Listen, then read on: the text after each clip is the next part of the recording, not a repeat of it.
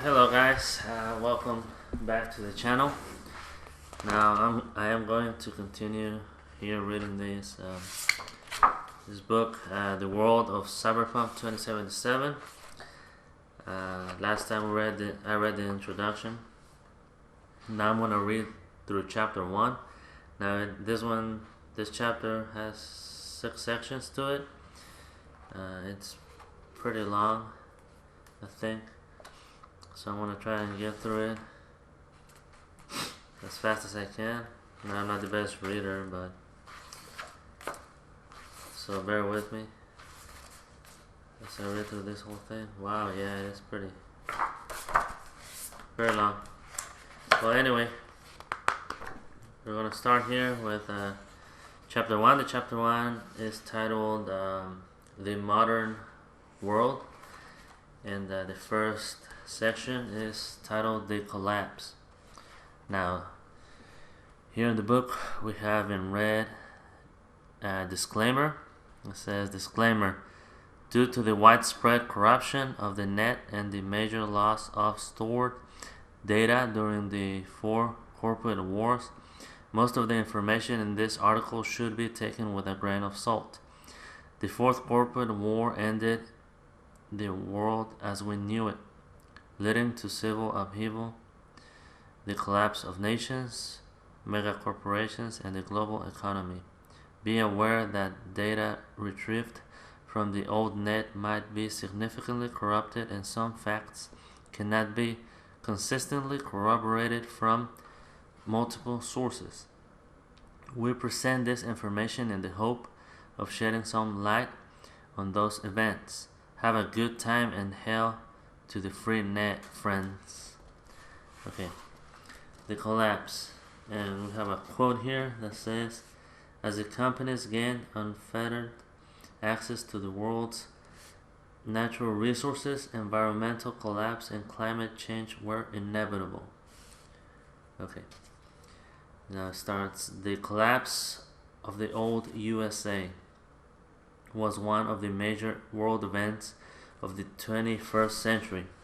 Even if the modern United States, or the new United States as they are called today, were to reunite with the free states, it'll still be a totally different country than it was 50 years ago. We could see signs of the collapse years before it occurred.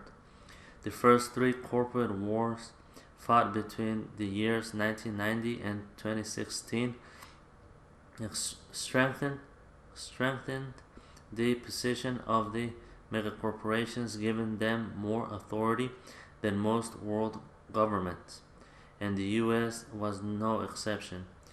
Affiliations between politicians and corporations ceased to be regarded as conflicts of interest. Rather, they were treated as advantageous in the world of big business and politics. As the companies gained unfettered access to the world's natural resources, environmental collapse and climate change were inevitable. Acid rain and dust storms caused by extreme deforestation soon became the America's biggest problems. Those natural disasters were accompanied by political ones. Thermonuclear war in the Middle East turned that part of the world into a radioactive wasteland, causing a global oil crisis. The US government tried to save itself by covertly manipulating European and American stock markets, but this short-sighted strategy backfired when that news was leaked to the public. Worldwide financial meltdown shook the economies of almost every country on the globe, allowing corporations to gain even more power. Meanwhile, in the USA, a coup launched by the Gang of Four, a coalition of government agencies, effectively ended federal democracy. Many states seceded, declaring themselves free states. That time also marked the emergence of nomads, a new American social class of migrants in in search of water, jobs, and safety from political turmoil. Many cities and towns were deserted. Most sociologists agreed that the collapse was the worst catastrophe of the 21st century, and then came the Fourth Corporate War.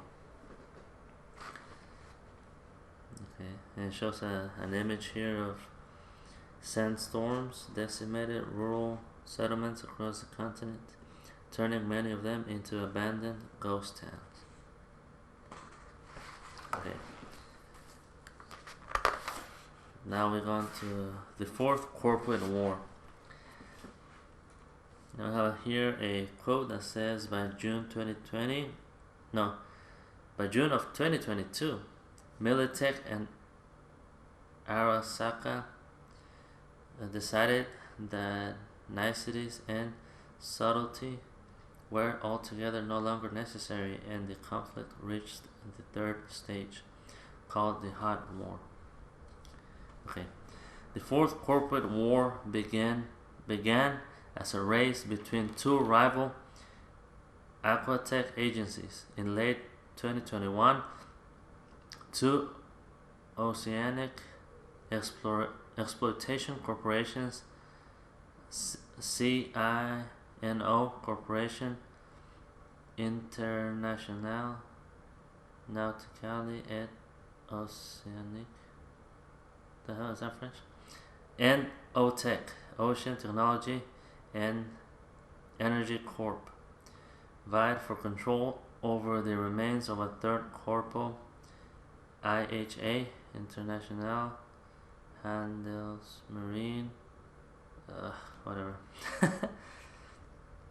The rivalry was bitter and hostilities escalated rapidly after a brutal fiscal struggle. OTEC gained the upper hand by hiring Militech to protect their security interests. CINO responded in kind and contracted with Arasaka. Thus, the Fourth Corporate War began, otherwise known as the Ocean War. As is always the case in early stages of corporate conflict, the first attacks were carried out discreetly. Some mid-level corporate officials were assassinated, and some dirty information was stolen and revealed. Mercenary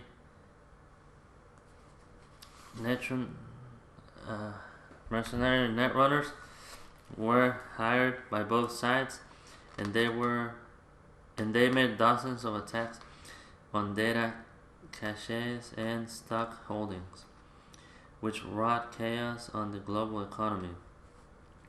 Those events forced NetWatch to place a temporary communication embargo on Arasaka and Militech, but the security firms were just getting warmed up. By the time Eurobank had successfully mediated a truce between CINO and OTEC, the real conflict had transitioned to Militech and Arasaka.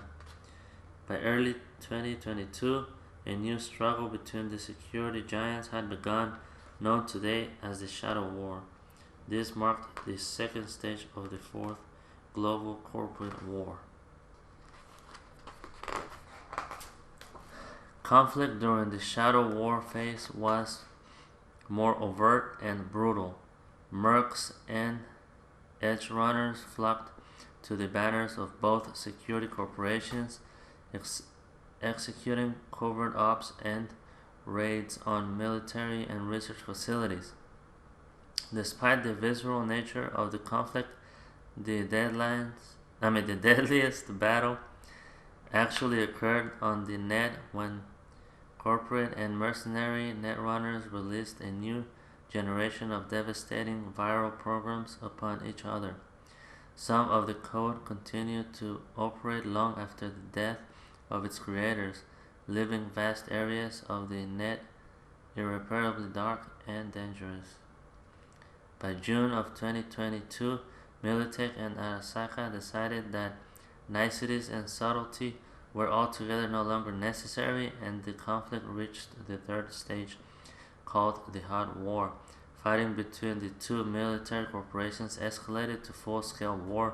Cities like Rio de Janeiro and were literally reduced to rubble, their populations killed or made refugees. Global trade was paralyzed by military action and market collapse. International trade routes were hit hard, and piracy raged free and unchecked. As the flames of physical conflict burned bright, NetWatch struggled to protect the net. Weakened by the destruction of global servers and databanks, and ravaged by thousands of malicious viruses and daemon-class programs, the net as we knew it slowly died. Financially, the countries of the world became wary of corporate conflict. Some governments openly blamed Militech and Arasaka for the situation and withdrew their support from corporations, nationalizing their weakened holdings in those countries. The Free State of Southern California seized the Los Angeles headquarters of both companies. Texas and some European countries also followed suit. Arasaka Towers in Night City were the last of Arasaka's American headquarters to fall, wiped out by a tactical nuclear weapon detonated by a group of unidentified mercenaries. Some sources implicated the so-called Atlantis group, including some modern legends as Rogue, Morgan, Blackhand, and Johnny Silverhand. But there wasn't enough evidence to confirm the group's involvement. Morgan and Johnny were never seen again after the Arasaka Towers incident, and Rogue has repeatedly denied her participation in the operation. Under pressure from the Japanese government, Arasaka finally conceded defeat at the end of 2023. Militech emerged victorious, but was nearly as crippled as their rival. Okay, now we get to the post-war section. It says post-war 2024 to 2035. And the quote here is, "This period marked the stagnation of technological development." Okay, so the world took more than a decade to recover from global war, and the first few years were far from peaceful. Riot and rebellion burned in every corner of the globe.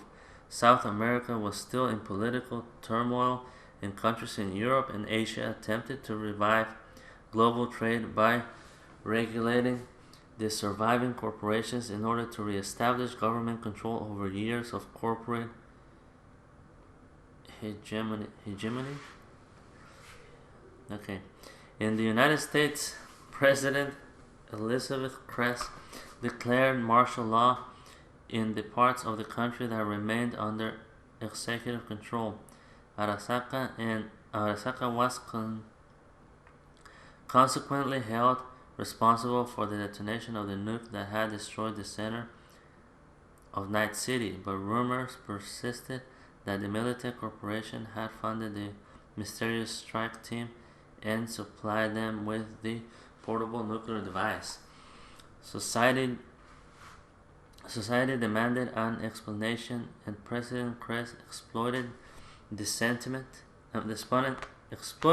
sentiment to keep Militech on a short leash. Although there was no hard evidence to implicate Militech, the corporation's assets were nationalized by the U.S. government and used to strengthen federal rule. Some prominent and exonerated military officials were offered lucrative positions in the reformed Department of Defense. This period marked the stagnation of technological development. Corporations were struggling to survive, and the governments, both federal and local, focused on internal affairs, suppressing civil unrest and rebuilding their countries. Nomads became the lifeblood of the tech trade, scrounging through battlefields and abandoned facilities and smuggling restricted goods in their heavily armed convoys. Despite the assurances, President Kress showed little interest in helping the devastated city recover. In fact, allowing the crippled city to struggle was the perfect way to bring the free state of Northern California to heel. Nevertheless, the stubborn residents of NC refused to concede, and the arduous process of rebuilding began. Meanwhile, after years of futile attempts to reclaim the old net from a rogue intelligence system and self-aware combat programs, NetWatch established the so-called Black Wall, a virtual barrier between human and IS-controlled regions of the old net. Given the magnitude of the operation, there may be some truth to the conspiracy theories that NetWatch was forced to strike a deal with the IS in order to build Black Wall. Okay. Now we get to the reunification part. It says reunification 2035 to 2069. And the quote is, Night City was rebuilt by its citizens with the aid of nomads and smaller corporations. Okay. The next 25 years were a slow return to normality for the nations and corporations of the world. Cities slowly began to rebuild as trade routes were re-established. Damaged infrastructure was repaired and technology began to regain ubiquity.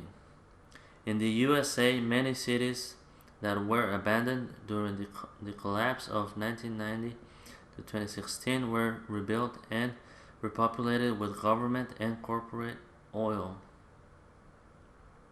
Corporations saw this as an opportunity to fix the negative public opinion they had earned after the war and also to reestablish influence over the culture. Abandoned by President Kress and the United States government, Night City was rebuilt by its citizens with the aid of nomads and smaller corporations. At the time, there was rampant speculation that the government had made a scapegoat of Arasaka for the nuclear detonation, and this galvanized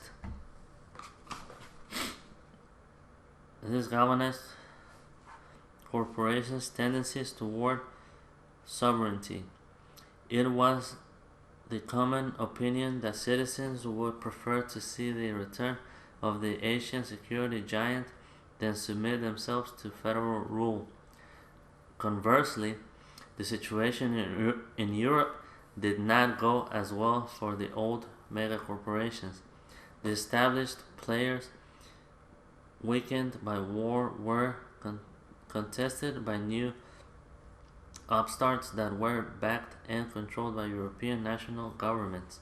In Asia, the humiliated Arasaka faced defeat with their head held high. The corporations spent a significant portion of their assets on war reparations, but a few profitable contracts allowed them to quickly regain their position as a leader in the weapon manufacturing and security industries. The setback still had lasting consequences, as Saburo Arasaka reportedly faced internal opposition, and a secret civil war began to brew within the company's ranks. New individual isolated networks began to emerge, mostly regional intranets.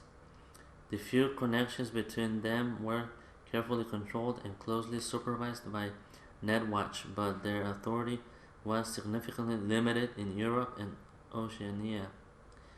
The new net was less available to public users and harder for net runners to penetrate, as the most important data was sequestered. Okay, now we go to the next section, which is the Unification War / Metal Wars, 2069 to 2070. I have a quote here that says, "The federal government of the new United States, backed by nationalized military forces, declared war on the loosely allied separatist states." Okay.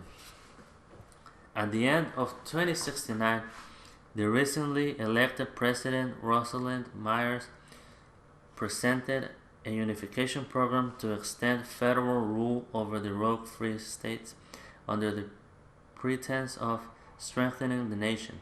Most of the independent American territories opposed unification. Conflict was inevitable. The federal government of the new United States, backed by nationalized military forces, declared war on the loosely allied separatist states Colorado, New Mexico, Wyoming, Montana, Arizona, Nevada, and Northern California. Washington, Oregon, and Idaho managed to remain neutral in the conflict at the price of some concessions to the federal government, although the free states were secretly supported by the Arasaka Corporation with weapons and security advisors. They were pressed hard by NUSA forces, who were assigned by states that supported federal intervention. This conflict, fought with the most cutting-edge military technology, became known as the Metal Wars.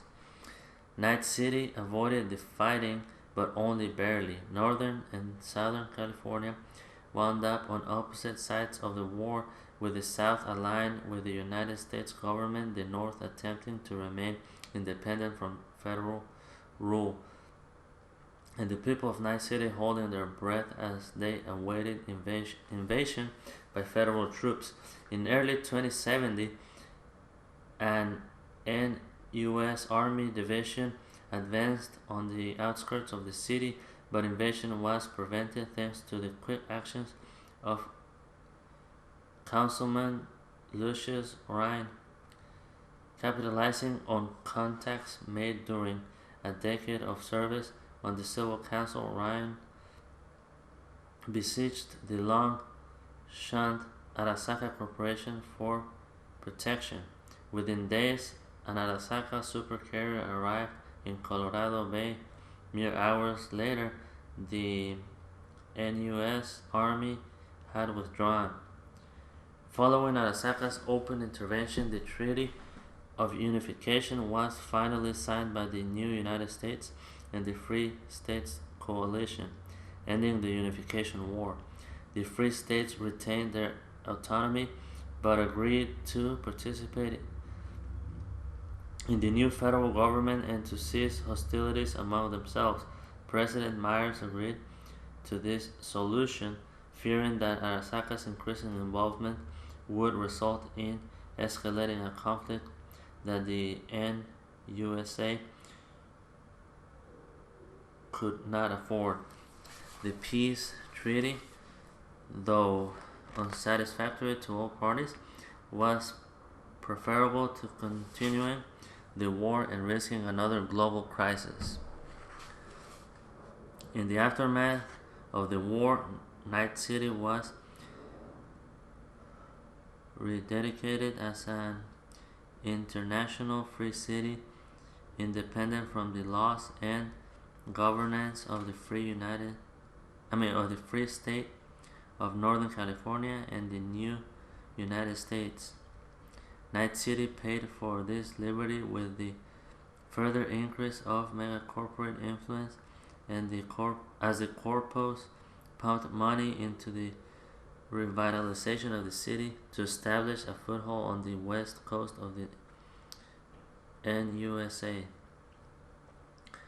The symbolic capstone of these events took place in 2070 when Night City allowed Arasaka to build their new American headquarters downtown on the site where their previous building was destroyed in 2023. Night City prospered again, though that prosperity was not enjoyed by all. Now we finally made it to the last section. It's titled Modern Threats. And the quote here is, "We have a dangerous degree of social stratification, an enormous crime rate, and migratory unrest in almost every part of the world." Okay. The stabilization of Europe and Asia at the end of the Fourth Corporate War and the Unification War didn't suddenly turn the world into a happy place full of unicorns and glitter. Although the technological recession between the 2020s and the 2040s lowered global pollution levels, humanity still faces some serious threats. By now, climate change is the greatest and the most unpredictable. Hurricanes and tornadoes of enormous scale and intensity have decimated populations around the world. Haiti was officially abandoned in 2062 after a series of vicious storms ravaged the island nation. Hundreds of thousands of Haitians died during the event and the exodus it caused, and the devastation of the Caribbean islands was later deemed to be one of the worst natural disasters of the late 21st century. Desertification and drought are even more dangerous, threatening the entire population of South America, as well as regions in North America, Europe, Africa, Asia, and Australia. Clear water is becoming scarce, and the situation hasn't improved in the last few years. On the other hand, flooding is also frequent. In the last 10 years, floods have destroyed parts of LA and Night City. The Netherlands lost 1/3 of their territory, but thanks to the newest dam building technology, they avoided completely submerging into the North Sea. The Maldives were not so fortunate. The archipelago sank entirely about 20 years ago. These grim circumstances led to the significant soil depletion, causing famine that took hundreds of thousands of lives in Asia and Africa. It was only by introducing hydroponic cultivation and vertical city farms that some urban regions avoided total extinction.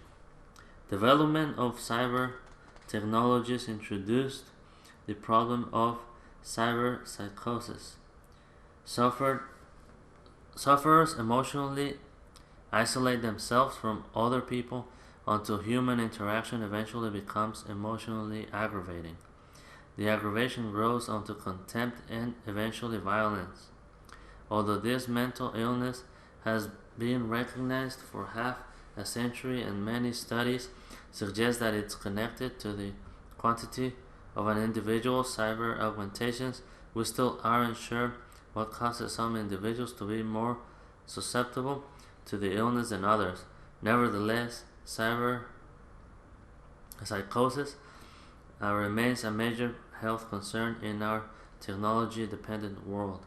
To cap this list of woes, we have a dangerous degree of social stratification, an enormous crime rate, and migratory unrest in almost every part of the world.